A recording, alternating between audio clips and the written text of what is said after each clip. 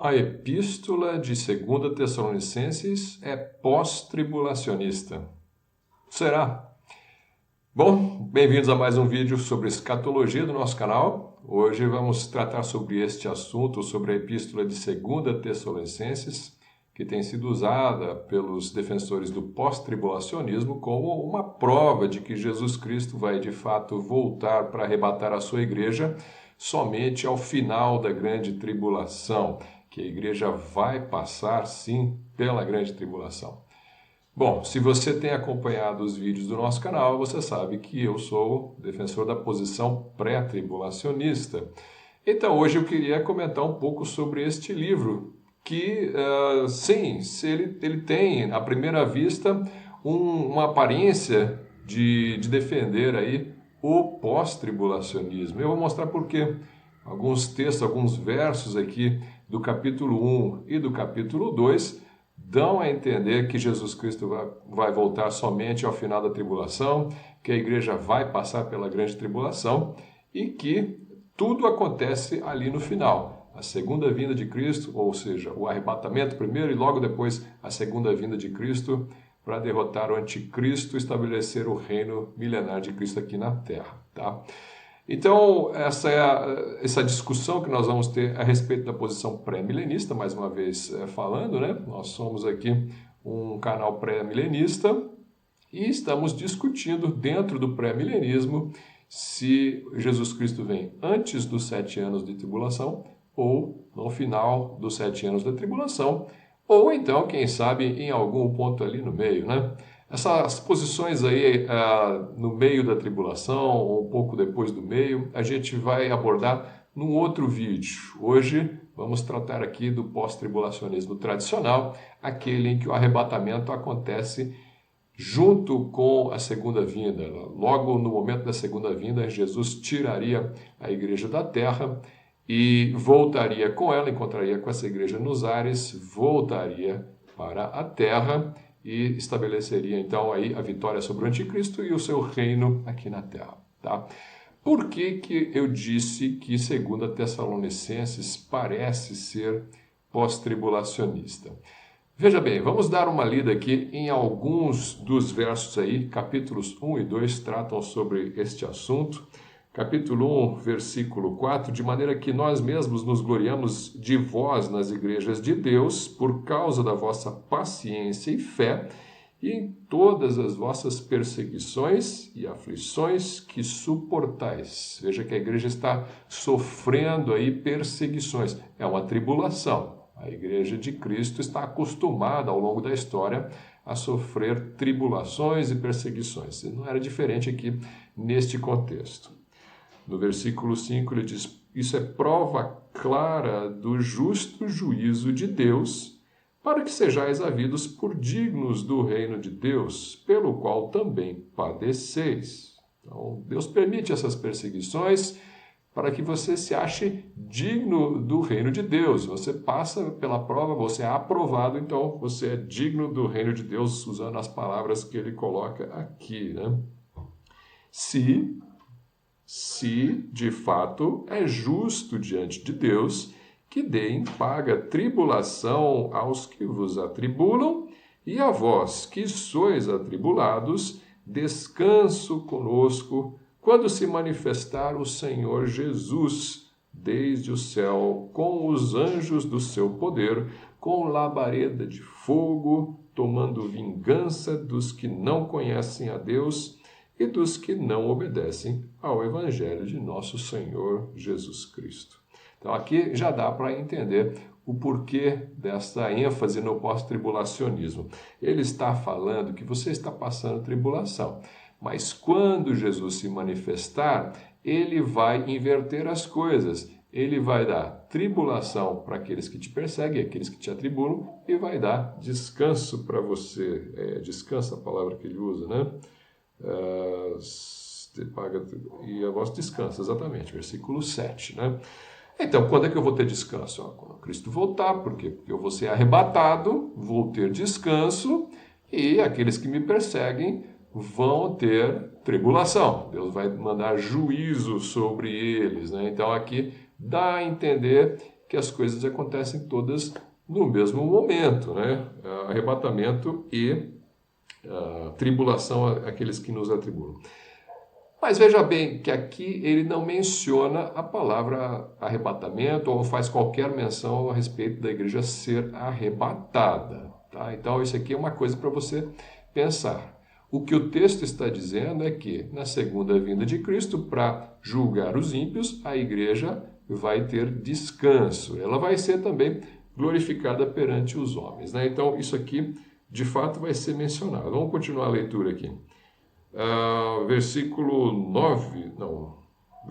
8, vamos ler de novo 8. Com labareda de fogo, tomando vingança dos que não conhecem a Deus e dos que não obedecem ao Evangelho de nosso Senhor Jesus Cristo, os quais, por castigo, padecerão eterna perdição, longe da face do Senhor e da glória do seu poder, quando vier para ser glorificado nos seus santos e para se fazer admirável naquele dia em todos os que creem, porquanto o nosso testemunho foi crido entre vós. Então, está claramente aqui descrevendo a segunda vinda gloriosa, visível de Jesus Cristo nos ares.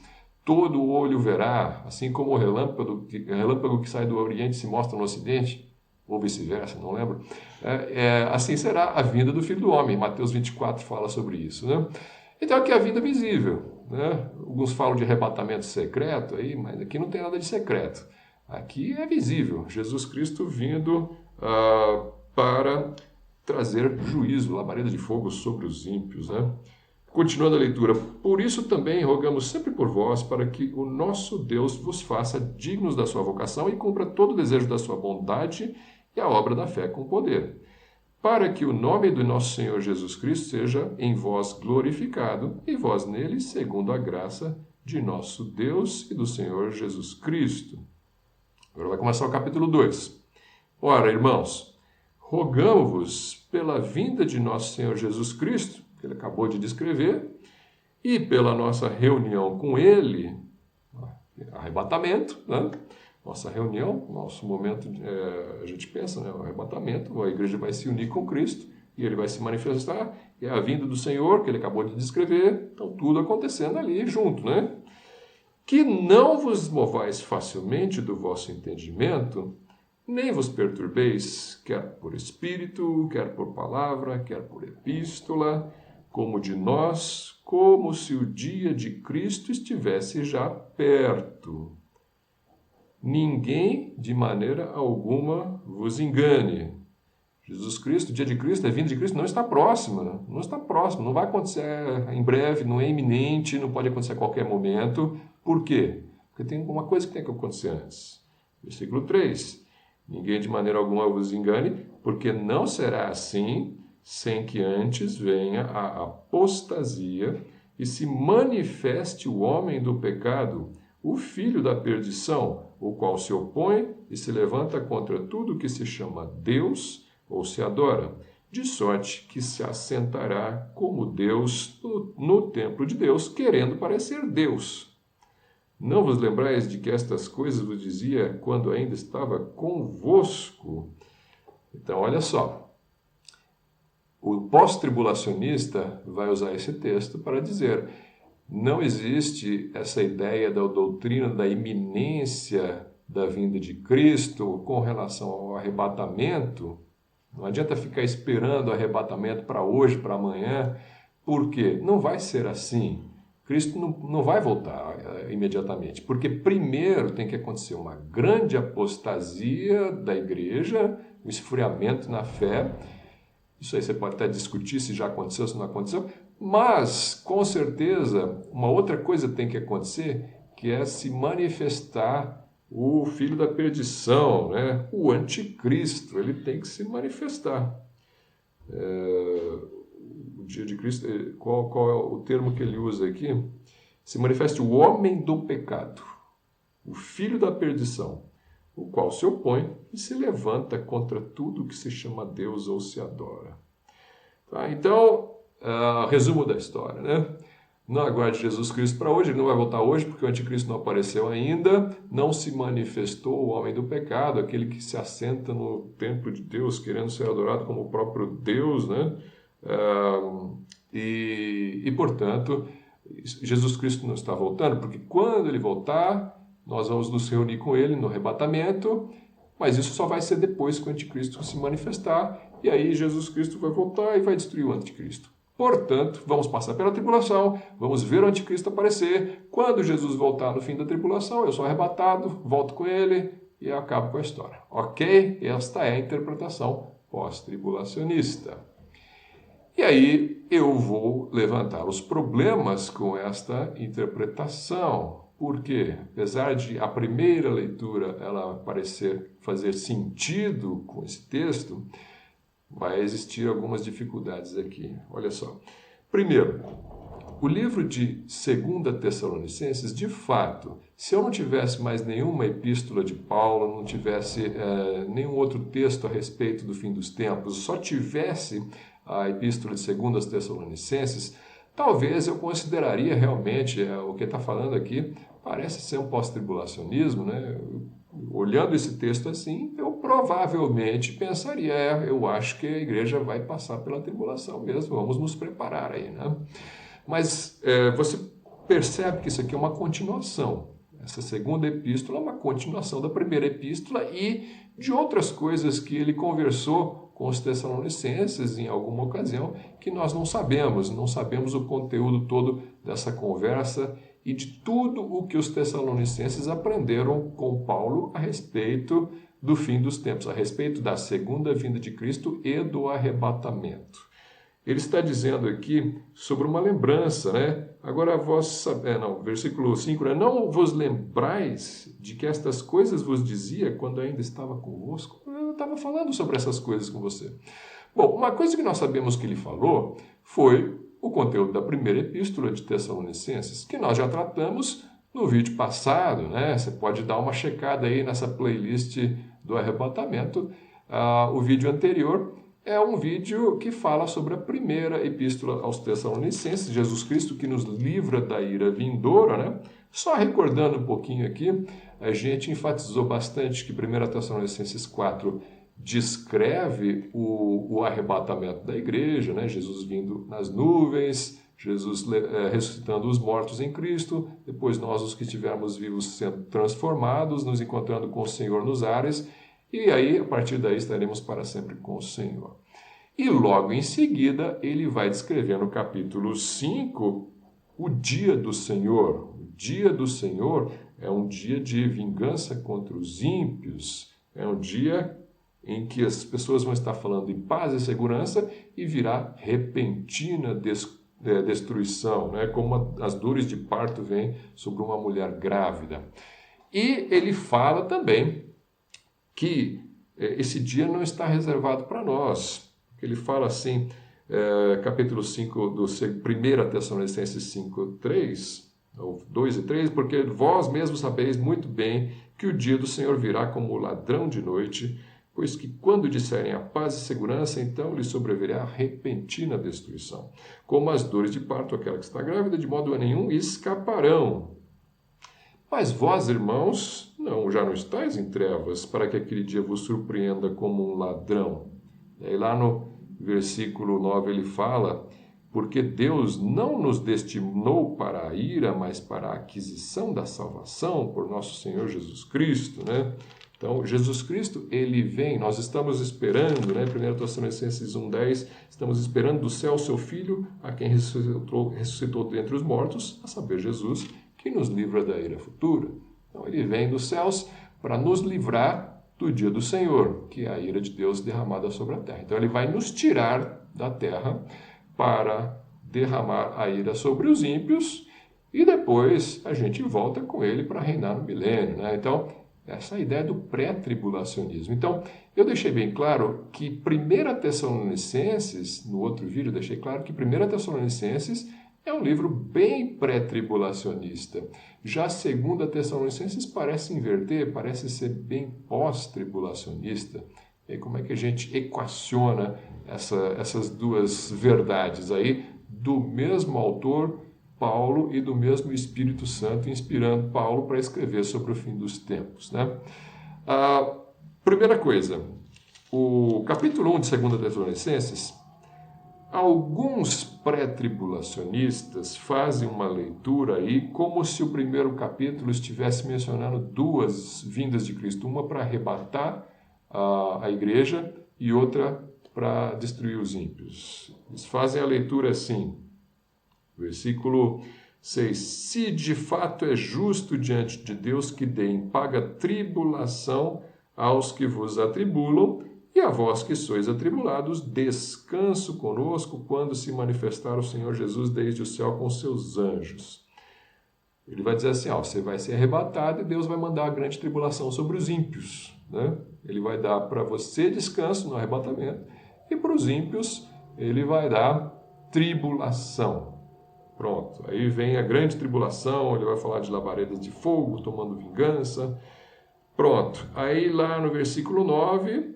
ele vai mencionar o que vai acontecer no fim da tribulação, os quais por castigo padecerão eterna perdição longe da face do Senhor e da glória do seu poder, quando vier para ser glorificado nos seus santos e para se fazer admirável naquele dia em todos os que creem. Então, entenda essa interpretação, não é a minha interpretação, mas é uma interpretação que eu coloco para você conhecer. Versículo 6. Versículo 6, exatamente. Se de fato é justo diante de Deus que dê paga em tribulação aos que vos atribulam, e a vós que sois atribulados, descanso conosco quando se manifestar o Senhor Jesus desde o céu. Arrebatamento. Ele vai se manifestar só para os crentes e vai dar tribulação, a grande tribulação para os ímpios. E aí ele vai descrever a tribulação com labaredas de fogo, tomando vingança aos que não conhecem a Deus, essa ira do Senhor, o dia do Senhor, né, o dia da ira, e dos que não obedecem ao Evangelho.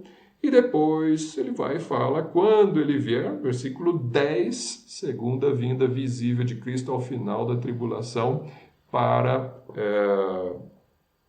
mandar os ímpios para o inferno, na verdade, né? Então, uma interpretação pré-tribulacionista e enxerga duas vindas aqui, uma para arrebatar no versículo 6 e outra para lançar os ímpios no inferno no versículo 10, ao final da grande tribulação, tá?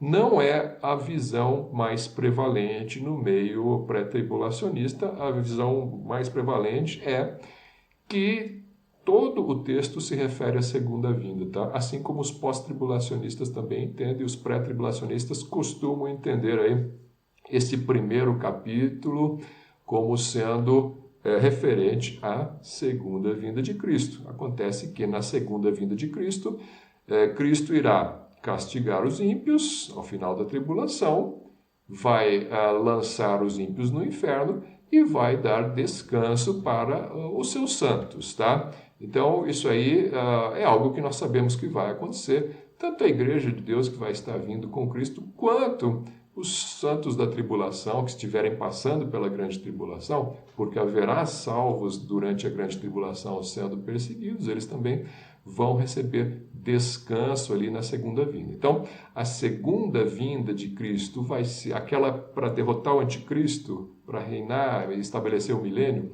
Ela é o final dos 7 anos de tribulação, sim, e ela traz aí tribulação para os ímpios, traz a morte para os ímpios e traz consolo, descanso para os santos. Isso aí vai acontecer na segunda vinda, então não há problema nisso. Não precisa enxergar aí as duas vindas, o arrebatamento e a segunda vinda visível de Cristo, tá? Ok, então o primeiro capítulo provavelmente está falando mesmo só da segunda vinda. E aí, no começo do segundo capítulo de 2 Tessalonicenses, ele fala, ora, irmãos, rogamo-vos pela vinda de nosso Senhor Jesus Cristo e pela nossa reunião com Ele, que não vos movais facilmente do vosso entendimento, nem vos perturbeis, quer por espírito, quer por palavra, quer por epístola, como de nós, como se o dia de Cristo estivesse já perto. Então, esse dia da segunda vinda já está próximo, vai acontecer a qualquer momento. Essa aí era uma perturbação ali na igreja. Então, na verdade, que perturbação é essa? Tinha gente que estava dizendo isso. E tinha gente se passando por Paulo, afirmando que o dia de Cristo já estava às portas, né? Como se eles já estivessem passando a grande tribulação e Jesus estivesse às portas para voltar aí, para finalizar com o anticristo e estabelecer o seu reino, né? É um pouco difícil a gente entender exatamente qual era a perturbação, qual era a mensagem, mas ela envolvia este ponto. Era uma mensagem falsa, gente se passando por Paulo, inclusive, anunciando isso, mas falando que haveria aí o dia de Cristo se aproximando. Algumas traduções dizem como se o dia do Senhor já tivesse chegado, né? Em outras palavras, como se você já estivesse vivendo a grande tribulação. O comecinho do versículo 1, que fala aí, rogo-os pela nossa reunião com Cristo e pela vinda do Senhor Jesus, na verdade significa o seguinte, algumas traduções, a Almeida Revista Atualizada, inclusive, coloca assim: irmãos, com relação à vinda de Cristo e a nossa reunião com Ele, eu rogo-vos que vos não perturbeis. Né? Então, não vos movais facilmente do vosso entendimento. Né? Com relação a esses assuntos, com relação à segunda vinda e com relação ao arrebatamento, não faça confusão. Tem gente fazendo confusão. Ele não está ensinando aqui no versículo 1 que o arrebatamento vai acontecer no fim da grande tribulação junto com a segunda vinda. Não é isso. O que ele está falando é, com relação a estes assuntos, a segunda vinda de Cristo e ao arrebatamento, não fique perturbado com falsas mensagens que estão aparecendo por aí.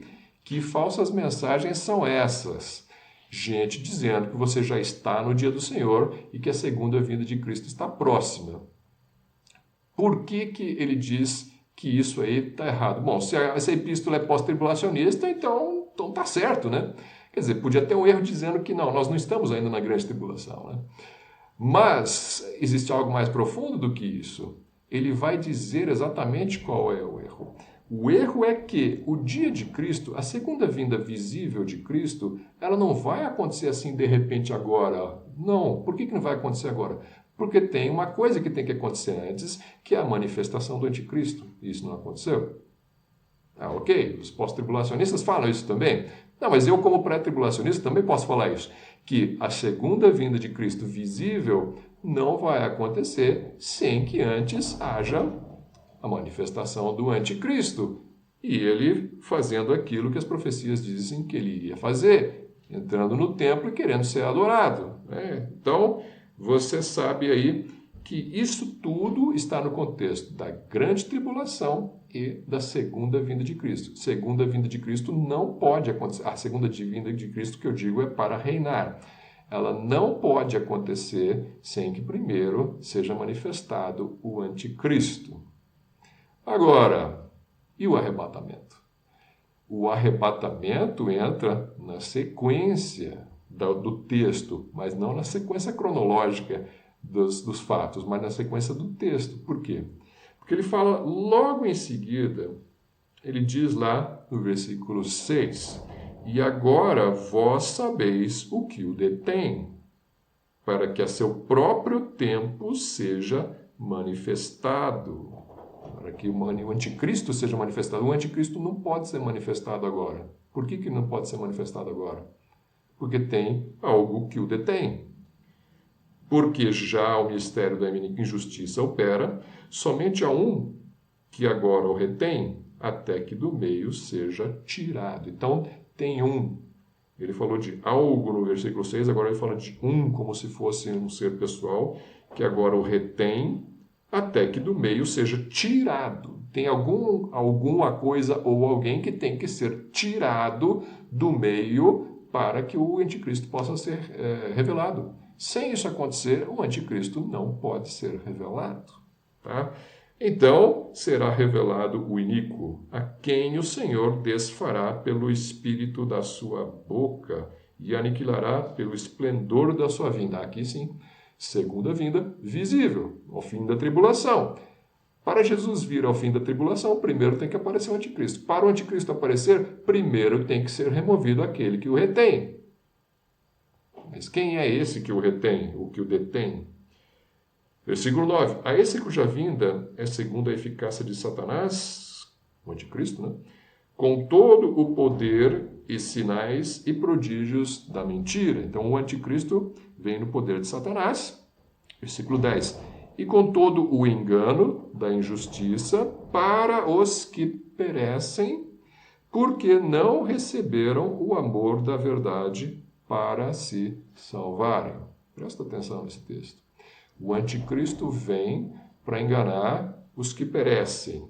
Quem são os que perecem? Aqueles que não receberam o amor da verdade para se salvarem. Aqueles que não receberam o evangelho vão ficar na terra e vão receber o anticristo. Vão ser enganados por ele.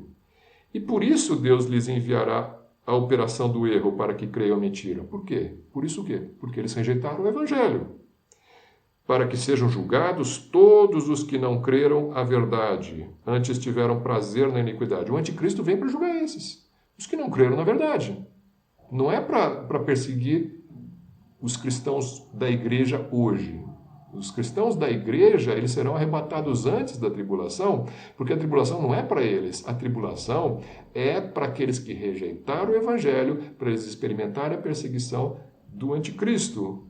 O anticristo. Eu sei que vai haver conversões durante a tribulação, mas esses não são aqueles que receberam o evangelho hoje. Os que receberam o evangelho hoje serão arrebatados antes, e é esse que detém o aparecimento do anticristo. Muitos entendem que é a própria igreja. A igreja, no poder do Espírito Santo, detém o aparecimento do anticristo. Ele não pode ser revelado. O mistério da iniquidade tenta dominar o mundo com a maldade, mas a igreja o impede. Só que quando a igreja for tirada do meio, então será revelado o iníquo, e ele vem para enganar aqueles que rejeitaram o evangelho, e Deus vai enviar a operação do erro sobre esses, para que sejam julgados todos os que não creram na verdade e antes tiveram prazer na iniquidade.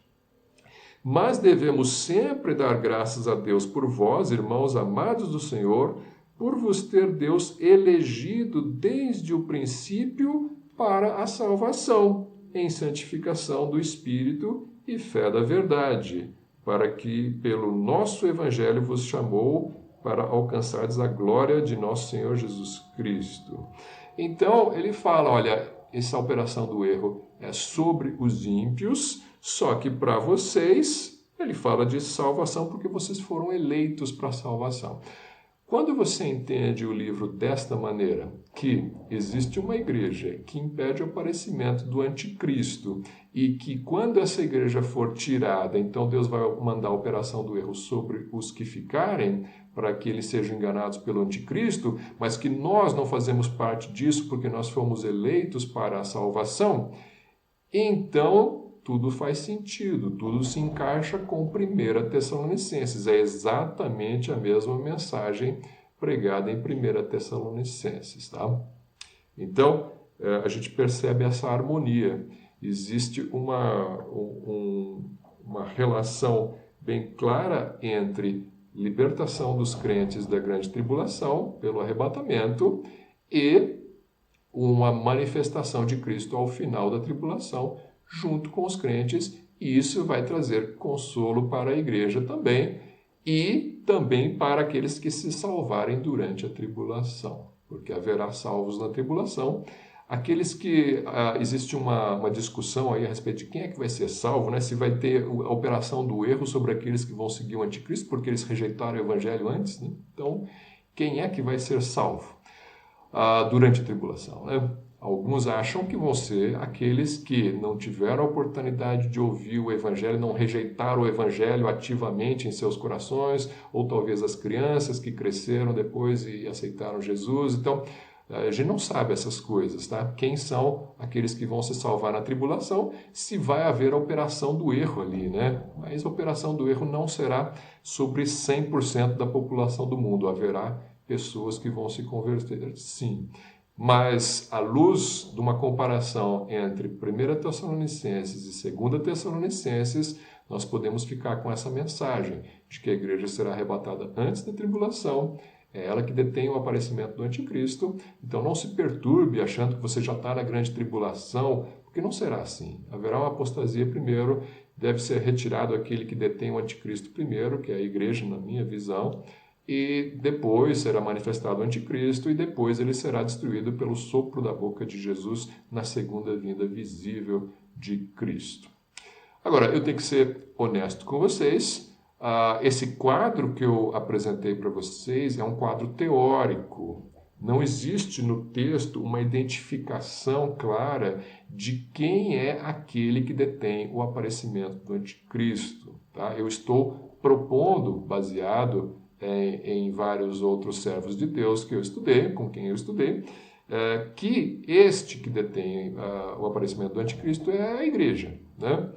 Mas isso não está escrito no texto. O texto fala como se eles já soubessem, porque provavelmente Paulo já tinha contado para eles, mas aqui ele não repete para a gente, ele não fala, né? Então, isso aqui é um quadro teórico. Por isso, mais uma vez, eu recomendo a você que seja cauteloso com essas interpretações, não seja dogmático, isso não aconteceu ainda, né? Quando acontecer, nós vamos saber, né?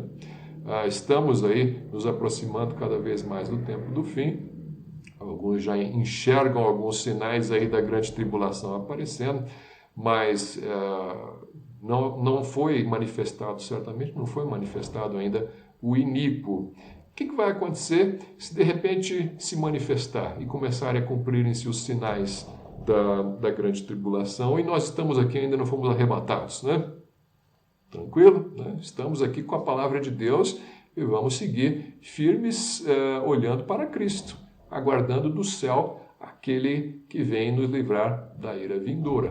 Quando será? Mais uma semana, mais um mês, mais um ano dentro da tribulação, no meio da tribulação. Quando vai ser esse arrebatamento? Você não vai saber.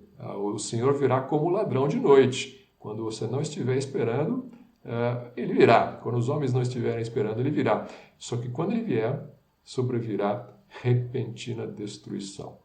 Ok? Muita coisa dá para a gente falar sobre esses assuntos, mas eu espero que esse vídeo cheio de detalhes, assim, para quem não está muito acostumado com o assunto, talvez seja difícil de acompanhar, mas vai vendo os vídeos um por um atrás do outro, e você vai perceber aí a beleza da escatologia bíblica.